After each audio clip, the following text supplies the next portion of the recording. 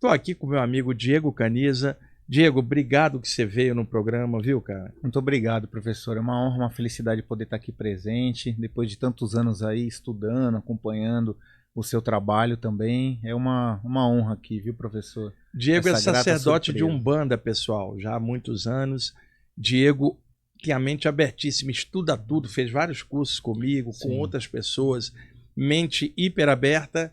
E ele tem um terreiro de Umbanda na Zona Norte, na Vila Maria Baixa, Isso, né? exatamente. Como é o nome lá do seu terreiro mesmo? Chama Tenda de Umbanda Rosário da Mata Santa, Isso. professor. Fiz uma palestra lá para o grupo do Diego ano passado, eventualmente vou marcar outra. Diego, quando a minha agenda deu uma afrouxada, cara, Tá porque certo. eu tô com a agenda bem apertada por causa de várias viagens. Sim. Daqui a 15 dias eu tô viajando de novo. Vai para Portugal? Portugal, Bélgica e Isso. Inglaterra. Isso. Tem gente nossa lá em Portugal que vai visitar o senhor lá, Ah, professor. que legal. Isso. Diego, vamos lá para a gente aproveitar aqui sua presença. O Diego, Sim. pessoal, generosamente aceita ouvir ao vivo. Ele é assistente social da Prefeitura de Guarulhos, saiu do trabalho para vir para cá, para poder esclarecer para a gente alguns temas de Umbanda. Tenho muitos amigos da Umbanda, dou muitas palestras em grupos de Umbanda também, sou sempre muito bem recebido. Além de extrafisicamente, mentores que operam na vibe da Umbanda sempre me ajudaram, operam no Astral do Brasil, ajudam um monte de gente.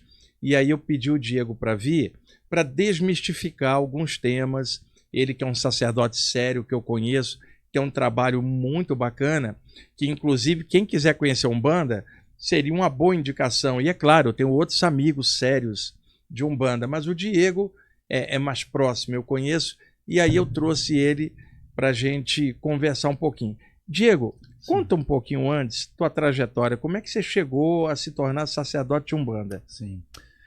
Professor, desde quando eu era criança, né, a mediunidade ela acompanha a família materna, né?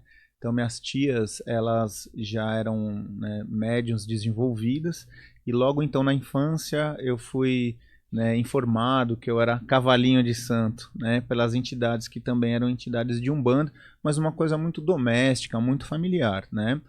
Na adolescência, então, eu comecei a ter algumas experiências espirituais, algumas experiências fora do corpo, né?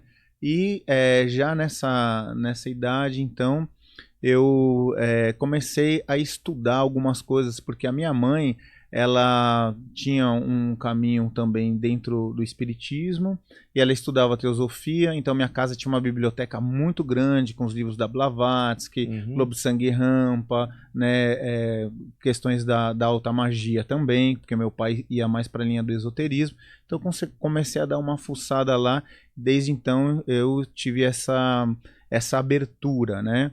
Passou o tempo, né? Eu entrei então na faculdade muito cedo, também comecei a ingressar para os movimentos sociais. Então, aos 17 anos eu entrei para a faculdade, me formei aos 21 anos em serviço social. Então, esse período eu não me aproximei tanto da espiritualidade. Mas em 2002, quando eu terminei a faculdade, então eu resolvi que eu estudaria mais a fundo a espiritualidade, aonde um primo meu já frequentava o IPPB, né, e por conta das experiências fora do corpo que eu tinha, eu busquei então me aproximar, comecei a frequentar as palestras lá às sextas-feiras, depois fiz os cursos de bioenergia, aura e chakras com o senhor, mais, né, os cursos de projeção astral, e lá eu conheci o jornal de Umbanda Sagrada, que era distribuído pelo Alexandre Comino. Alexandre Comino, exato. E isso me fez me relembrar de quando eu era criança e na pré-adolescência, que eu tinha um contato com essa forma de fazer Umbanda muito doméstica ainda, com as minhas tias e tudo mais. E algo foi me despertando e direcionando para esse lado. Até que eu iniciei, né, no ano de 2006, o curso com a Maísa Intelizano, né, de desenvolvimento mediúnico, e aí a partir disso, então, não parei mais, né? As entidades espirituais ligadas à egrégora da Umbanda começaram a se manifestar e me dar um direcionamento, né? Aí a partir dos trabalhos com a Maísa, nós criamos o grupo Arca, né, de espiritualidade, e eu fui uma dessas pessoas que estava desde o início. E depois eu comecei indo mais, porque o Arca ainda era um grupo bem universalista, e aí eu comecei indo mais para o chão de terreiro, onde eu frequentei algumas casas, trabalhei em algumas delas, E no ano de 2013, mais ou menos 2012, né, eu tive a oportunidade de conhecer o pai Rubens Saraceni, aonde então iniciei meus estudos dentro do caminho do sacerdócio que ele me direcionou, né? Porque até então eu ia fazer as magias lá, ele iria abrir o curso que foi o último curso que ele deu ainda enquanto estava encarnado, né?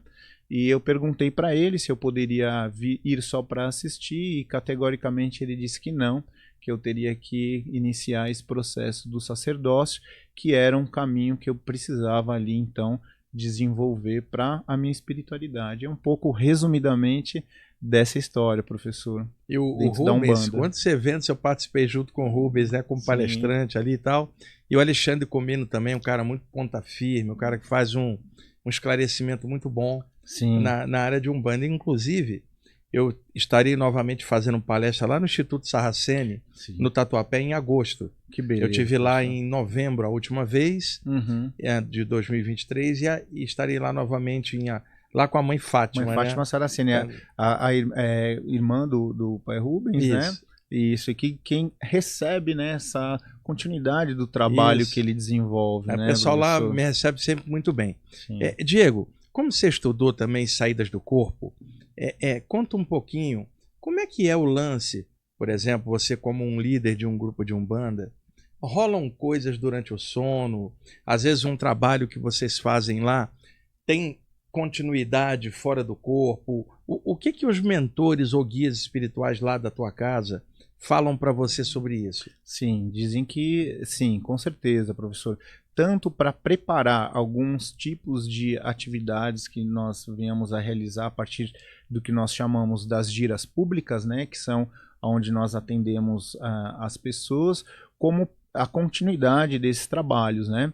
Nós temos um trabalho de assistência aos irmãos desencarnados que nós realizamos esporadicamente, e geralmente após esse trabalho e após os trabalhos também das giras públicas, nós temos conhecimento, sim, de irmãos que isso vem muito através de relatos de irmãos que sonham, né? Não há um grupo específico de irmãos, são projetores conscientes ou com um grau grande de consciência. Eu mesmo, né, tenho só quando eles me permitem lembrar das experiências, mas enquanto incorporado dentro do trabalho espiritual, vem as informações, sim, que nós, né, realizamos do lado de lá, professor. Diego, hoje na internet tem muita coisa. Então, qualquer espaço que abre temas que antes estavam mais restritos é democrático, porque abre informação para todos. Só que, é claro, chegando todo mundo, chega gente muito legal que aprofunda e gente que fica na superfície, sem aprofundar, e gente que às vezes embola um pouco. E a internet tem de tudo, as pessoas têm que saber filtrar as informações. Muita gente pergunta, por exemplo, eu não acho isso, como médium também de desobsessão, o pessoal, por exemplo, tem como desenvolver mediunidade em casa? Cara, a mediunidade não depende só de você, não é? Depende de uma outra presença com você. E de uma egrégora por trás, e uma atmosfera específica para isso. Então, muita gente na internet, olha, tem como desenvolver mediunidade em casa? Eu acho isso perigoso, porque é uma exposição, você está se abrindo sem ter um respaldo. Uma coisa é um médium que trabalha há muitos anos, ganha cancha, e podendo fazer uma vibração em casa, ele segura a onda.